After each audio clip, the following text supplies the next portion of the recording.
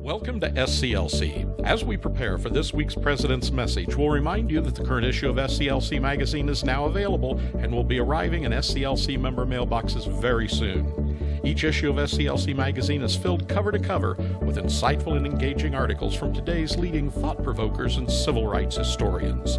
Be at the forefront of issues affecting life in our communities today by joining us online at nationalsclc.org. And now, from our headquarters in Atlanta, Georgia, here is SCLC President and CEO, Dr. Charles Steele Jr. Good afternoon, good evening, but not good night. I'm so happy to be here with you to continue the SCLC Today program. I really want to talk about, just for a few minutes, not going to keep you long, about our magazine that just came out in recognition of none other than my good friend, former State Representative Tyrone Brooks. I mean, this is outstanding with the work that former Representative Tyrone Brooks has been involved with all of his life. And you know, he comes by the office and he talk about the various concerns and issues and where we are today. But I just want to bring to your attention, we're giving homage to the man himself who brought the idea to me as president and CEO of the Southern Christian Leadership Conference. None other than former State Representative Tyrone Brooks, who gave me the conceptual idea of having an erection of none other than Dr. Martin Luther King Jr. erected statue on the campus of the state capital of Georgia. Ladies and gentlemen, this is historical. This is history in its own right. And we just want to applaud former State Representative Tyrone Brooks for bringing his vision. It's not an idea. It was a vision that God gave him to me to bring about the erection of this statue. And what it does, without going into too much in-depth history about how it came about, other than we met in the atrium at the state capitol. And many of people would not come as we invited them because they didn't know what was going on, what direction it was going to take.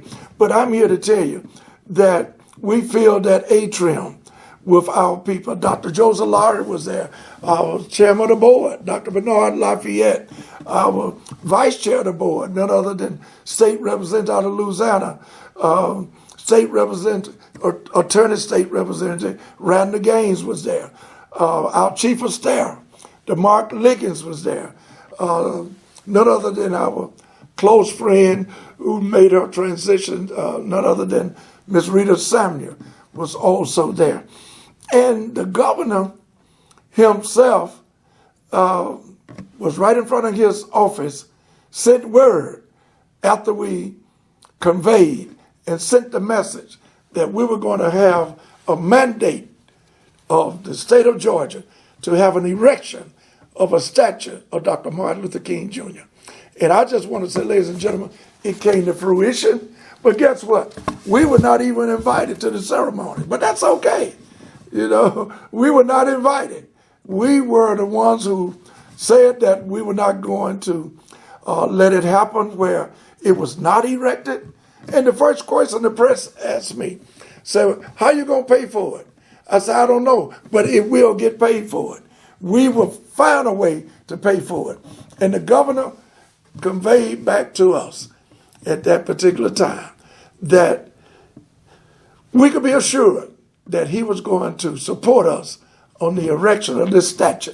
We stood there, and ladies and gentlemen, it's a historical moment in the history of SCLC, former State Representative Tyrone Brooks, and the state of Georgia collaborating. It wasn't by any type of friendly suggestion. They just said, we support the idea. Because when you have God in terms of what you are doing, and even though your life might be very immediately a concern for you and others, you can't back up.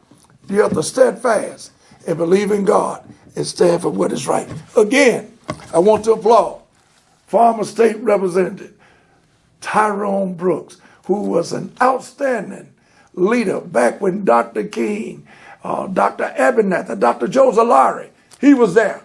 And he went on from there to represent the state of Georgia and his district and black folks in terms of being a state representative.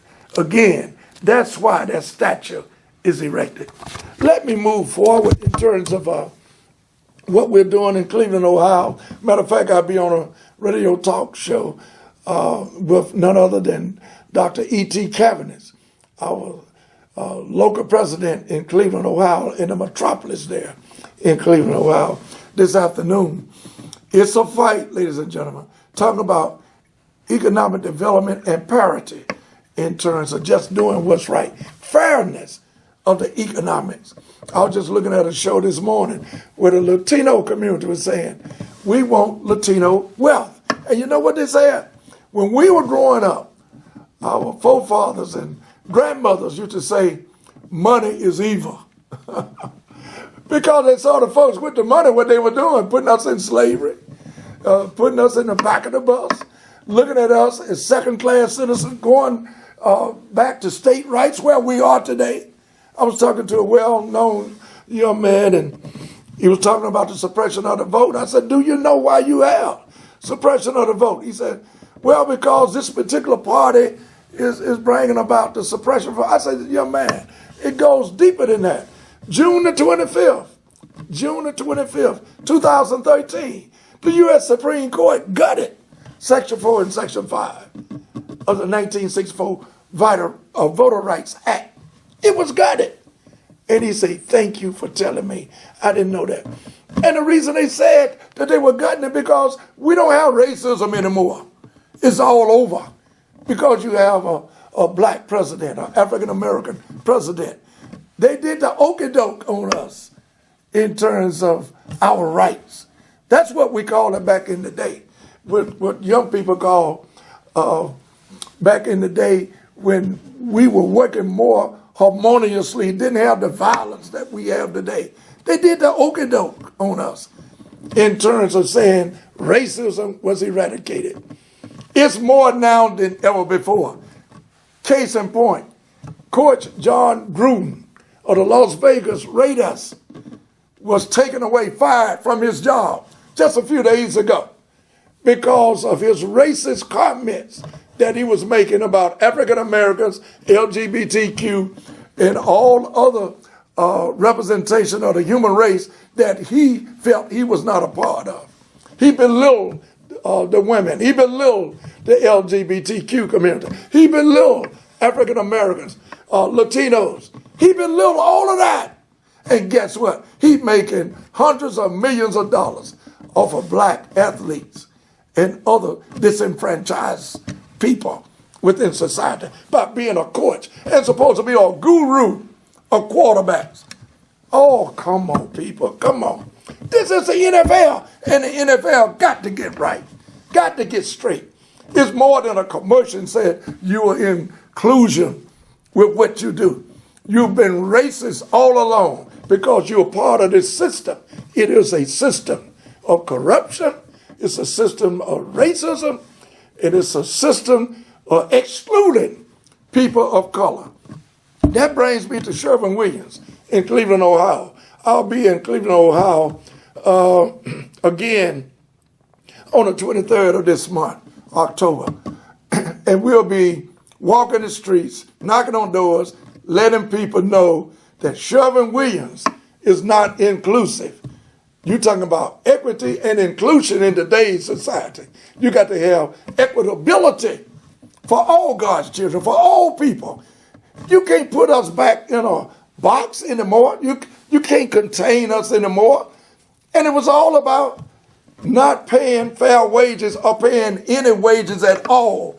For over 400 years, we didn't get paid equitably.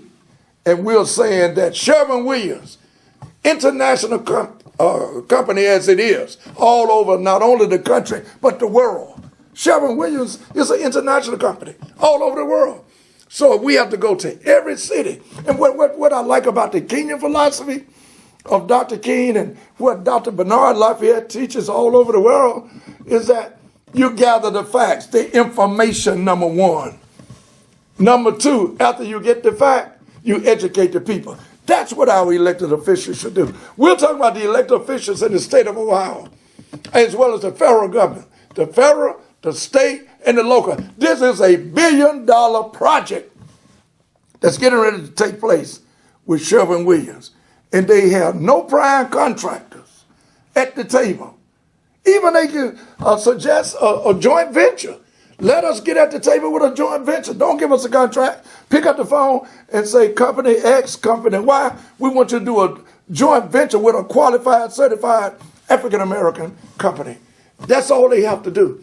But we're going to have a national march, and we are building toward that resolution where Sherwin-Williams will be an example of other corporate leaders and companies that exclude people of color. Ladies and gentlemen, it's not fair.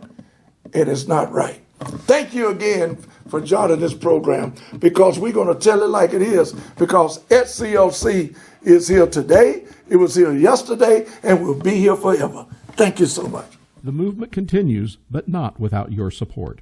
Your membership with the Southern Christian Leadership Conference will help promote the initiatives, programs, and activism of the SCLC. Visit our website to see what we've been doing and join online at nationalsclc.org. Thank you for joining us for today's program.